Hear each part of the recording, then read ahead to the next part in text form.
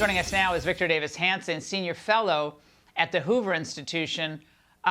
Victor, listening to those clips that are as recent as 2009 with Obama, and then going back to 95 with Clinton, and then 2006 with Biden himself, they really understood what was at stake. It was a much more of a working class Democrat party there. So what went wrong?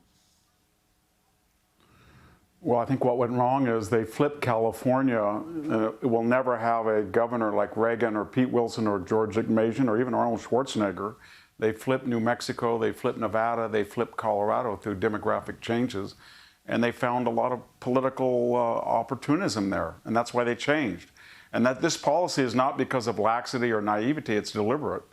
And the only thing that will change, Laura, is if in the next election the Latino vote is 51% Trump, they will close the border in a nanosecond. So right now, the Biden administration sees that this is hurting them in the polls. There's no doubt about it. I mean, you can't deny every poll that I've seen shows this is a nightmare for Democrats. Is it big donors and the plutocrats that are giving them so much money also having a big effect on this policy? Yeah, I think it does. That was the idea of the first 3 years. They thought that all the money that was coming in from the left and all the media attention would shield them from the consequences of their crazy ideology. But now, because it's such a pressing issue and the election's coming up, it's part of a general turnabout. You see it with crime, you see it with energy, you see it a little bit in foreign policy. They understand that their agenda is not what people want. They want to shift as radically and quickly as they can before November. And I hope people have a long memory. Yeah, well, when you look at this, again, the individuals who've been brutalized, like this New York City nurse who spoke out, and you get the sense, Victor, that a lot of these people are not political. This is just a common sense response. So she says that she was attacked by an illegal alien and blames the soft on crime policies for it. Watch. I think these soft on crime laws that are being implemented aren't helping us, like citizens of New York, aren't helping healthcare staff in dealing with these types of criminals. A certain percentage is definitely should be blamed on the border crisis. It was pretty disheartening to find out that he was illegally here in this country.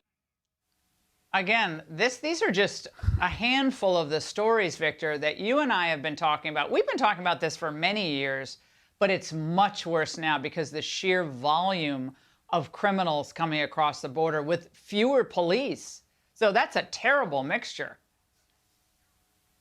It is. I mean, it's historically a characteristic, Laura, of the left that they love humanity in the abstract, but they don't really care about humans in the concrete. They're seen as collateral damage that are sacrificed to this noble agenda. So all of these increasing cases really worry them because usually they just say, well, we have to make a less left-wing omelet and we're going to have to break some eggs. But now there's so many of them and they're so tragic and the people are so angry about it, they don't know quite what to do. Their ideology says keep the border open, and their reality says we got to make up excuses. So they're kind of schizophrenic, and that's why Joe Biden says one thing one day, one thing the next.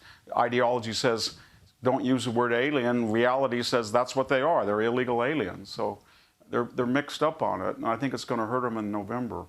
Yeah, I mean, but you're right. I think it has to be such an overwhelming loss for them and Senate, House, presidency. Otherwise, they're fanatics and they're open border zealots. I mean, but I got to play this. This is Biden's own FBI director, Victor, who was on Capitol Hill today talking about who's smuggling at the border and what entity might be benefiting. Watch. There is a particular network that has where some of the overseas facilitators of the smuggling network have ISIS ties. That we're very concerned about. There is a network we're concerned about that has facilitators involved in it that have ties to ISIS and other terrorist organizations. Correct. Victor, they used to say we have to fight them over there, so we don't have to fight them over here. And we're going to have Ruby on in a few minutes about another issue, TikTok, which is another national security issue. But what happened to that, Victor? We spent all that money, trillions in Iraq and Afghanistan. Yeah.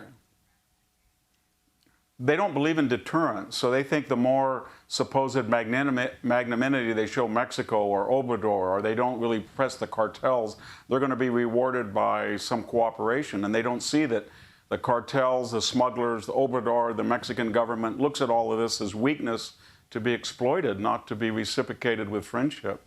And that's true of their whole worldview, as we saw from Afghanistan to the Chinese balloon to Hamas.